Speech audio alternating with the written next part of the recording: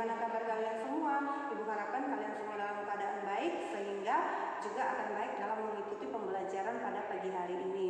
Oke, minggu yang lalu kalian masih ingat tentang materi kita? Ya, minggu yang lalu kita sudah membahas tentang persebaran flora dan fauna yang ada di dunia. Dan untuk kesempatan kali ini, kita akan membahas tentang konservasi flora dan fauna yang ada di Indonesia dan di dunia. Oke, adapun tujuan daripada pembelajaran kita adalah siswa atau kalian diharapkan mampu memahami tentang konservasi alam terhadap flora dan fauna yang ada di dunia dan di Indonesia. Beberapa upaya yang dilakukan dalam rangka melestarikan flora dan fauna ini. Nah, apa aja sih beberapa upaya tersebut? Kayak bakalan aku jelasin di sini satu persatu. Jadi yang pertama, flora dan fauna ini bisa dilestarikan dengan cara ini, menetapkan beberapa flora dan fauna yang dilindungi. Jadi, seperti yang kita tahu, jumlah spesies dari masing-masing flora dan fauna itu tuh hingga saat ini nggak semuanya masih banyak. Ada beberapa flora, jenis flora, dan ada beberapa juga spesies fauna yang terancam hampir punah. Nah, peran pemerintah di sini beberapa salah satunya adalah dengan cara menetapkan flora dan fauna yang dilindungi, di mana flora dan fauna itu tuh mendapat special concern gitu. Jadi perhatian-perhatian khusus supaya terjaga kelangsungan hidupnya dan gak sampai punah. Jadi benar-benar dikembangbiakan lagi dan dijaga supaya nggak diambil atau supaya nggak diburu sama orang. Dan itu tuh yang bikin jumlah spesiesnya menurun kan ya untuk dipelihara biasanya. Nah, makanya di sini ya pemerintah itu menetapkan beberapa flora dan fauna yang dilindungi. Kalau misalkan in our case di Indonesia ini banyak beberapa flora dan beberapa jenis fauna yang udah masuk ke dalam statusnya ini dilindungi. Di antaranya kalau untuk faunanya itu ada komodo misalkan, terus juga harimau Sumatera, badak Jawa, orang utan, terus juga jalak Bali, kasuari, badak Sumatera. Itu tuh beberapa jenis jenis fauna yang kemudian ditetapkan statusnya sebagai fauna yang dilindungi. Makanya kalau misalkan ada kepemilikan dari fauna-fauna tersebut, itu tuh bakalan apa ya, nggak diizinkan gitu karena itu udah masuknya statusnya dilindungi. Dan biasanya ini tuh ditempatkan di kayak pusat-pusat konservasi kayak gitu. Nanti aku bakalan jelasin tentang pusat konservasi tersebut.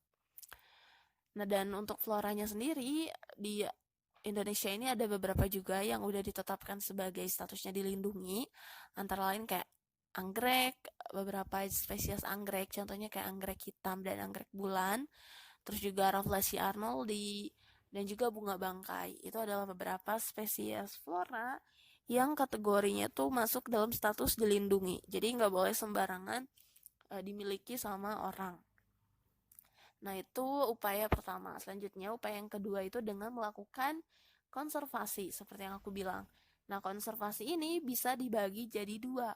Yang pertama itu ada konservasi in situ dan ada konservasi ex situ. Nah, apa sih bedanya?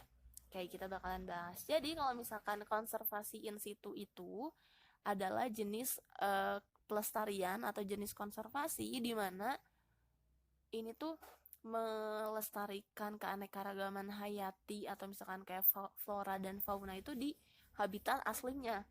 Contohnya dalam ini pembuatan cagar alam dan suaka marga satwa. Nah, apa sih cagar alam dan suaka marga satwa itu? Nah, cagar alam ini adalah sebuah tempat konservasi yang digunakan untuk melindungi flora dan fauna yang hampir punah. Jadi ini tuh semacam tanah atau lahan yang kemudian dijadikan sebagai kawasan konservasi untuk melindungi dan membudidayakan flora dan fauna yang hampir mengalami kepunahan. Nah, jadi cagar alam ini tuh dibangun di habitat aslinya gitu. Jadi merupakan metode atau konservasi in situ. Uh, Contohnya ya, contoh beberapa cagar alam itu kayak ada di ini cagar alam Cibodas atau juga cagar alam Anak Krakatau. dimana cagar alam anak Krakatau itu tuh yang ada di Lampung melindungi atau melakukan upaya konservasi tumbuhan-tumbuhan hijau yang eksotis di situ. Terus juga ada beberapa taman nasional kayak Taman Nasional Kerinci misalkan di Sumatera, di mana itu tuh fokus untuk melindungi flora dan fauna khas dari Sumatera. Atau juga Taman Nasional Baluran yang ada di Jawa, di mana itu tuh melindungi atau melakukan upaya konservasi terhadap bakau dan tanaman-tanaman langka kayak lantana atau akasia. Nah, itu adalah cagar alam. Yang berikutnya ada Suaka Marga Satwa. Nah, kalau cagar alam tadi fokus untuk melindungi flora dan fauna, kalau Suaka Marga Satwa ini tuh lebih fokus untuk mengamankan, untuk melakukan upaya pelestarian terhadap fauna yang statusnya itu udah dilindungi, yang mau mencapai kepunahan. Dan ini juga sama kayak cagar alam, jadi ini metodenya itu in situ, di mana dia dibangun di habitat aslinya. Nah, beberapa beberapa Suaka Marga Satwa yang kita tahu antara lain kayak Taman Nasional Ujung Kulon, di mana itu digunakan untuk melakukan upaya pelestarian terhadap badak. Terus juga Taman Nasional di Gunung Gede, terus juga Taman Nasional Komodo, di mana itu dilakukan konservasi untuk hewan yang langka dan jadi hewan endemik, yaitu komodo. Nah, itu adalah beberapa upaya in situ yang dilakukan untuk melestarikan flora dan fauna. Berikutnya ada juga pelestarian dengan metode ex situ. Nah, kalau ex situ ini merupakan pelestarian flora dan fauna di mana flora dan faunanya itu dikeluarkan dari habitat aslinya, kemudian selanjutnya dilestarikan di tempat lain. Contohnya lewat kebun binatang untuk satwa, untuk fauna, dan kebun botani untuk flora ataupun tumbuhan-tumbuhan. Nah, jadi kebun binatang itu tempat di mana hewan itu dipelihara di lingkungan buatan yang emang dipertunjukkan kepada publik dan untuk kepentingan konservasi, pendidikan, dan juga penelitian. Dan begitupun dengan kebun botani yang dilakukan untuk keperluan koleksi, terus juga konservasi, dan juga pendidikan. Nah, Oke, bagaimana dengan materi yang kita sudah sajikan? Ibu berharap kalian sudah semakin mengerti ya. Baiklah, untuk pagi hari ini, adapun kesimpulan yang kita dapat dari materi pembelajaran kita adalah yang pertama, berdasarkan Undang-Undang Nomor 26 Tahun 2007, kawasan alam yang dilindungi dapat dibagi ke dalam dua kelompok. Yang pertama, ada kawasan suaka alam. Kawasan suaka alam ini terdiri dari cagar biosfer, cagar alam, dan suaka marga satwa.